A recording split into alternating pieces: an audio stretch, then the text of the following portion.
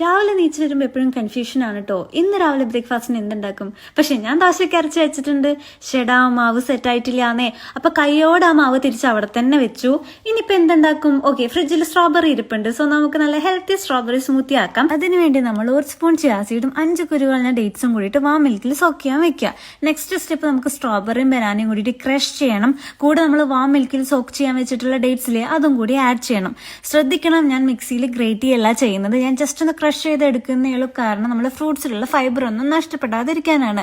വേറൊരു ബൗളിലേക്ക് നമ്മൾ സോക്ക് ചെയ്ത് വെച്ച് ചിയാ സീഡ് ഇടുക. ഇതിലോട്ട് 2 സ്പൂൺ ഓട്സും പിന്നെ നമ്മൾ ക്രഷ് ചെയ്ത് വെച്ച ഫ്രൂട്ട്സ് കൂടെ ആഡ് ചെയ്യുക.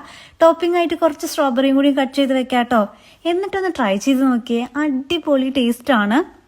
അധികം മധുരം വേണ്ടാന്നുണ്ടെങ്കിൽ ഡേറ്റ്സിന്റെ എണ്ണം ഒന്ന് കുറയ്ക്കണം കേട്ടോ. എനിക്ക് മധുരം അത്യാവശ്യം ഇഷ്ടമായതുകൊണ്ട് ഞാനൊരു 5 ഡേറ്റ്സ് ഇട്ടിട്ടുണ്ട്. എന്തായാലും അടിപൊളിയാണ്. ഇതുവരെ ട്രൈ ചെയ്തിട്ടില്ലെങ്കിൽ ഒന്ന് ട്രൈ ചെയ്യൂ കേട്ടോ.